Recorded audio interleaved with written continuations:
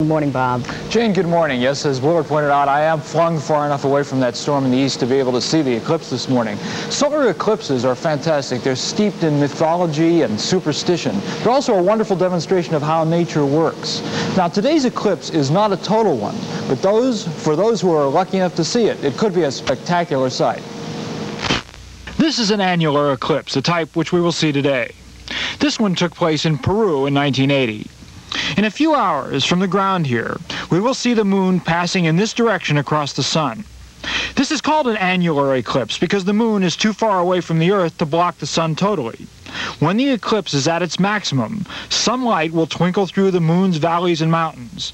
Astronomers call this halo the annulus. That will last only a few seconds, and then the moon will pass across the sun's other side. This all happens because the moon moves between the sun and the Earth, and the moon's shadow is cast upon part of the Earth.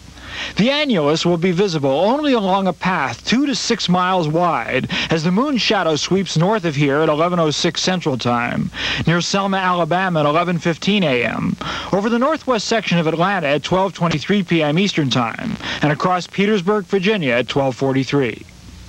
Today's eclipse will be visible, weather permitting, throughout the continental U.S. 90% or more of the sun's light will disappear for a brief time within 175 miles of the main path.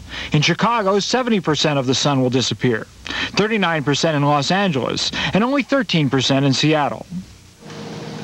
Now, one of the things that we have to point out is that anybody who's lucky enough to be in an area where the sun is visible today will have quite a sight. Any place in the country. Here in places like New Orleans and Atlanta, it'll get almost completely dark at the maximum point of the sun. But we have to caution everybody, don't look directly at the sun. Doctors say that even a few seconds of looking directly at the sun can cause permanent eye damage. There's a lot of things you can do about it. One of the easiest things is we have just a demonstration here, a couple pieces of cardboard. You can't see it. You put a little pinhole in one, makes a little lens that reflects on the other one. You can see a nice picture of the sun there. But don't look at the sun. Jane? Thank you, Bob, but I'm wondering if you can be a little more specific. What kind of damage to the eye can it cause if one dares to look over their shoulder and see it? It depends on how long you look, but you can cause permanent blindness if you look long enough. It can cause retina damage before that. It's a spectacular sight, like Willard said, watch it on television or be real careful. Another thing you can do is get some black and white film, make sure it's completely exposed, and then you have a thick enough lens to look through it. But not just sunglasses or just looking directly at the sun can cause a lot of problems. Well, thanks for the warning, Bob. In a moment, the war on drugs. Does your Friday night... Only of tens of years old. Television, in fact, has been around less than my lifetime.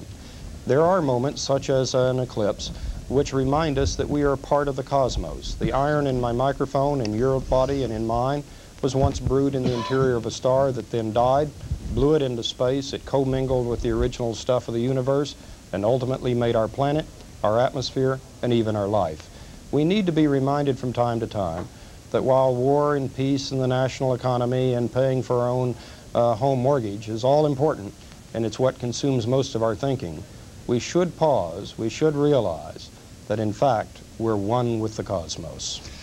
Thank you, Dr. David Berenson, American University president, astronomer, and physicist, for joining us today on Take Two. Let's go back to the roof here at CNN now in Atlanta. Among those on the roof with our correspondent Charles Crawford is author and amateur astronomer Ben Mayer.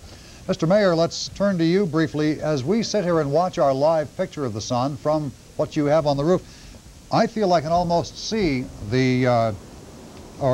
David Wingert, who is Georgia State University astronomer, who's with us on the roof right now. I was saying I feel I can almost see the moon move across the path. It's going that fast. You can indeed, Bob. In fact, we notice a perceptible darkening of the area around us. We also notice that the temperature is dropping. We understand the temperature dropped, what, up to perhaps 10 degrees? Well, it's hard to say since it was already cold this morning for us here in Atlanta. But we're certainly feeling a temperature drop. People on the roof are beginning to put on a sweater or two. Let's take another look at our live camera shot on the sun at this point, because the sun is now, what would you say, about 8/10 covered? We've only got about 10 minutes or so left until the annular ring should appear, so the motion will be quite rapid from this point on. Now, we should mention that we are videotaping this entire eclipse, and we'll make that tape available to the U.S. Naval Observatory at some later point. What will the Naval Observatory or astronomers, what might they be able to tell by looking at a tape of an eclipse like this? Well, that tape, together with synchronized time signals, will really let us define the geometry of the moon and the sun, exactly where those objects are at this time. Especially we're interested in the angular size of the sun. Just how large is the sun? It turns out to be a very difficult thing to measure, and an eclipse is one opportunity to do that. Now, what will it be able to perhaps tell us about the orbit of the moon around the Earth? Will we have a better understanding of the mechanics of that orbit? Well, that's right. The orbit of the moon is really very complicated because it's influenced not only by the Earth's gravity, but by the sun's gravity, and to some extent the other planets pull on the moon.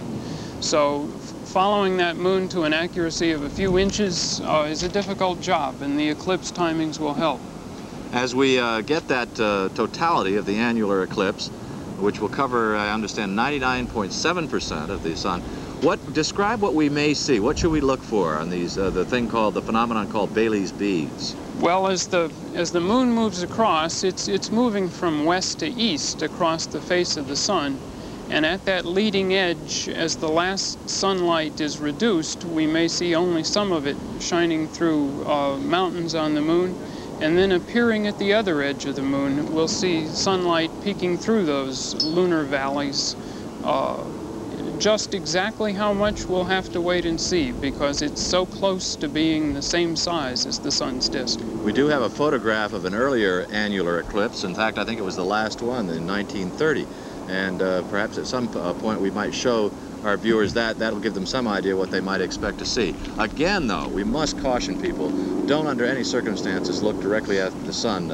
Even with that small, thin ring around the moon, it can cause and will cause permanent damage to your eyesight. Dr. Wingert, by studying solar eclipses, can we glean any information which will help us in the space program?